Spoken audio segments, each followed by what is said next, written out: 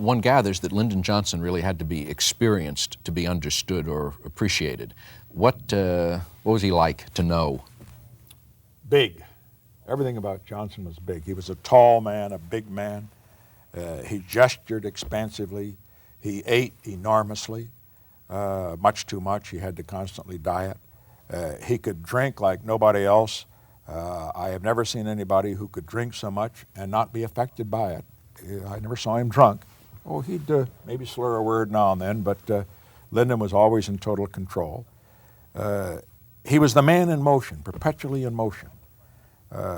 Without question, when you judge Lyndon Johnson, he was the most effective legislative leader of the period that I was around, 37 years or so. The most effective legislative leader, probably the most effective legislative leader of the century.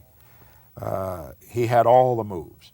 He knew how to use power. He was ruthless. He was persuasive, mentally, physically, emotionally, and every other way. Overwhelming was the way I describe it. When I describe him as a man in motion, I have a vivid recollection of Lyndon Johnson on those occasions when I'd be presiding in the Senate and we'd have a visitor, as we often would, from a foreign country come to address the Senate. Not a joint session, but just a session of the Senate. Johnson would escort him in. Now the senators would sit back there when the visitor was introduced. Most of them would clap in that vapid way, you know, sort of like that, like many times, particularly you'll find this in the East. The British do it the same way, that sort of polite hand clapping. But Johnson was a cheerleader. He'd always go like a machine gun and let everybody else do it. And he'd, you know, look around like that. That was Lyndon Johnson. He was a leader. He was strong.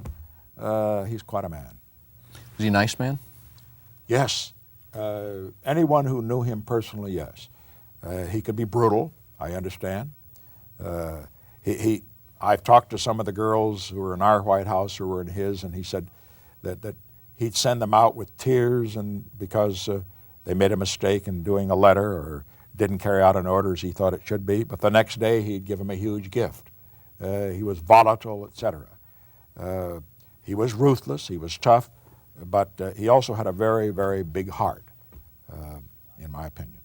But you see, I'm seeing him from my vantage point. Whether others who knew him in a different way felt that way, I don't know.